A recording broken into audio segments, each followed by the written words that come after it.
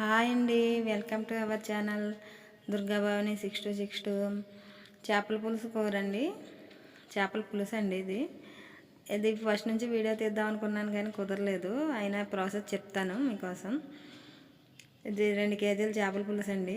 2 కేజీల చేపల పులుసుకి నేను 100 గ్రాముల చింతపండు నానబెట్టుకుంటాను. చింతపండు పులుసు కోసం ఒక ఉల్లిపాయ, ఒక టమాటా, చిన్న అల్లం ముక్క, 4 ఎల్లుల్లిపాయ రేకలు, జీలకర్ర, ధనియాలు, గసగసాలు కొంచెం, ఒక దాల్చిన చెక్క ముక్క వేసుకుని ఉల్లిపాయల్లో మొత్తం మిక్సీ పట్టేయాలండి. మిక్సీ పట్టేసి కచ్చాపిచ్చా కింద పట్టాలి, బాగా మెత్తగా కూడా కాదు. పట్టేసి అది బాగా ఆయిల్లో యాగనివ్వాలి. నేను వంకాయలు వేస్తానండి చేపల పులుసులో, ఎవరిష్టం వాళ్ళది.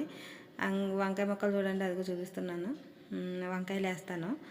వంకాయలు కూడా గ్రేవీతో పాటు వంకాయలు కూడా వేయాలండి. వంకాయలు, పచ్చిమిర్చి, కరివేపాకు వేసి బాగా యాగనివ్వాలి. వేగాక కొంచెం ఉప్పు, కారం వేసేసి చేప ముక్కలు కూడా వేసి ఆ మసాలా చేప ముక్కలకి బాగా పట్టేలాగా అటు ఇటు తిప్పుతూ ఉండాలి. కలిపేయకూడదు, గరిటె పెట్టి కొంచెం అటు ఇటు తిప్పుతూ ఉంటే ముక్కలాగా ఉంటుంది, లేకపోతే ముక్క ఇడిపోతుంది. తర్వాత చింతపండు పులుసు పిండేసుకోవాలండి. చింతపండు పులుసు పిండుకున్నాక నేను ఏ పులుసులోనైనా చిన్న బెల్లం ముక్క వేస్తానండి. చేపల పులుసులో కూడా వేస్తాను. చిన్నది ఎంతో కాదు, టేస్ట్ కోసం వేస్తాం అంతే. బాగా ఎక్కువ వేసినా టేస్ట్ మారిపోతుంది. మాకు అలవాటు అండి, మేము గోదావరి వాళ్ళం కదా. గోదావరి చేపల పులుసులు ఇవి ఇలాగే ఉంటాయి. మా గోదావరి చేపల పులుసులు ప్రతి ఒక్కళ్ళు బెల్లం వేస్తారండి. చేపల పులుసులు అంటే ఏ పులుసులన్నా వేస్తారు, ప్రతి దాంట్లో చిన్న బెల్లం ముక్క వేస్తారు. మాకు అది అలవాటు అయిపోయింది.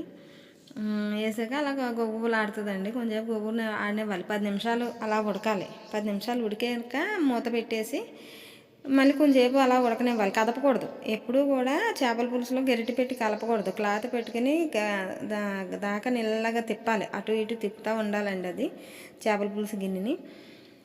ఎందుకంటే చేపల పులుసులో గరిటె పెట్టామో, గరిటె పెట్టినప్పుడు చేప ముక్క ఇడిపోతుందండి. ఎందుకంటే మీకు గరిటె పెట్టి ఎందుకు చూపిస్తున్నానంటే మీకు బాగా కనిపించడం కోసం, ముక్కలు కనిపించడం కోసం చూపిస్తున్నాను తప్పితే చేపల్లో గరిటె పెట్టకూడదు. పెట్టామంటే చేప ముక్కలు ఇడిపోతాయి. ముక్క అలా కనిపిస్తుంది మీకు, ముక్కలాగానే చూపిస్తున్నాను అంతే. అది తర్వాత లాస్ట్లో ఉడికాక కొత్తిమీర వేసి దింపేసుకోవటమేనండి. ఉప్పు కారం అన్నీ సరిపడినాయో లేదో చూసుకుని కొత్తిమీర వేసి దింపేసుకోవటమే. కానీ కూర టేస్ట్ అంటే ఎక్కడ ఉంటుందంటే ఫస్ట్ గుండా మనం వేసిన మసాలా ఆయిల్లో బాగా వేగాలి.